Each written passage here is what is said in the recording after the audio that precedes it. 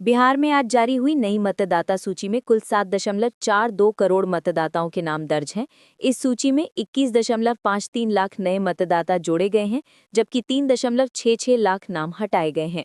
चुनाव आयोग ने इसे निष्पक्ष और पारदर्शी बताया, जबकि विपक्ष ने प्रक्रिया पर सवाल उठाए हैं। राज्य सरकार ने 51 पुलिस इंस्पेक्टरों को डीएसपी पद पर प्रमोशन दिया है। इससे पुलिस प्रशासनिक ढांचे को मजबूती मिलने की उम्मीद है। इन अधिकारियों को नई जिम्मेदारियां दी जाएंगी ताकि कानून व्यवस्था को और सशक्त बनाया जा सके। रेल मंत्रालय ने पावापुरी से नवादा तक नई रेल लाइन को मंजूरी दी है।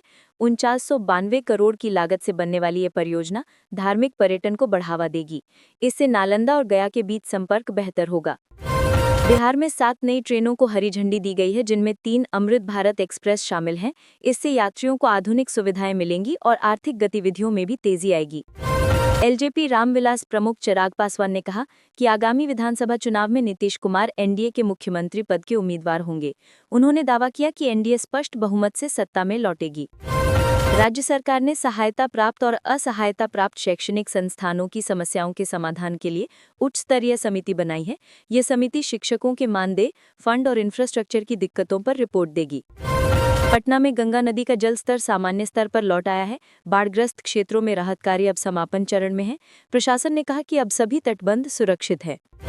दरभंगा एयरपोर्ट पर जल्द ही कार्गो सेवा शुरू की जाएगी। इससे मिथिलांचल के किसानों और व्यापारियों को माल ढुलाई में बड़ी राहत मिलेगी।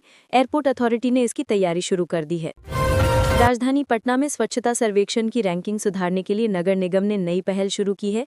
घर घर कचरा संग्रहण अभियान तेज किया गया है और बाजारों में जागरूकता रैली भी निकाली गई। बक्सर में बनने वाले थर्मल पावर प्लांट की एक यूनिट से आज बिजली उत्पादन शुरू हुआ। इससे राज्य को 660 मेगावाट अतिरिक्त बिजली मिलेगी। मुख्यमंत्री ने कहा कि ये आत्मनिर्भर बिहार की दिशा में कदम है। बिहार में इस बार दुर्गा पूजा के दौरान सुरक्षा के कड़े इंतजाम किए गए हैं। सभी जिलों में पुलिस गश्ती बढ़ा दी गई है और संवेदनशील इलाकों में ड्रोन से निगरानी होगी। मोकामा में गंगा नदी पर नया पुल निर्माण तेजी से चल रहा है। अधिकारियों का कहना है कि दिसंबर तक इसका एक हिस्सा ट्रैफिक के लिए खोला जा सकता है। सीतामढ़ी में जल जीवन हरियाली योजना के तहत 200 नए तालाब खुदवाए जा रहे हैं।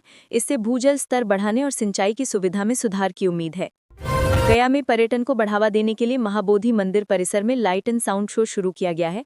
पर्यटक रात में भी बौद्ध संस्कृति की झलक देख सकेंगे। भागलपुर में रेशम उद्योग को प्रोत्साहन देने के लिए सरकार ने विशेष पैकेज की घोषणा की है। इसके तहत बुनकरों को सस्ती बिजली और आधुनिक मशीनें दी जाएंगी। बेतिया में किसानों के लिए जिला प्रशासन ने 3 दिवसीय कृषि मेला शुरू किया है। इसमें नई तकनीक, बीज और सरकारी योजनाओं की जानकारी दी जा रही है। नालंदा विश्वविद्यालय में आज सस्टेनेबल डेवलपमेंट पर अंतर्राष्ट्रीय संगोष्ठी हुई। इसमें भारत समेत 12 देशों के प्रतिनिधियों ने भाग लिया और पर्यावरण संरक्षण पर सुझाव दिए। पटना हाईकोर्ट ने सरकारी अस्पतालों में दवा की कमी पर राज्य सरकार से जवाब तलब किया है। कोर्ट ने कहा कि स्वास्थ्य सेवाओं में लापरवाही बर्दाश्त नहीं की जाएगी।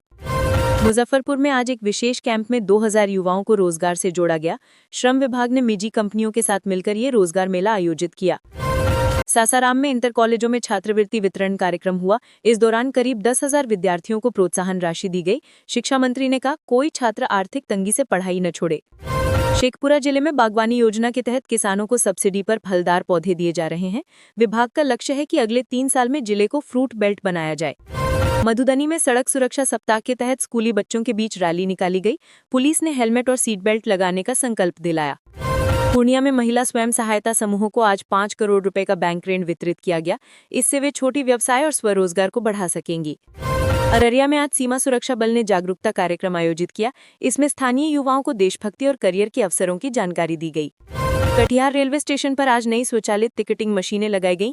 इससे यात्रियों को लंबी कतारों से राहत मिलेगी और डिजिटल सुविधा को बढ़ावा मिलेगा।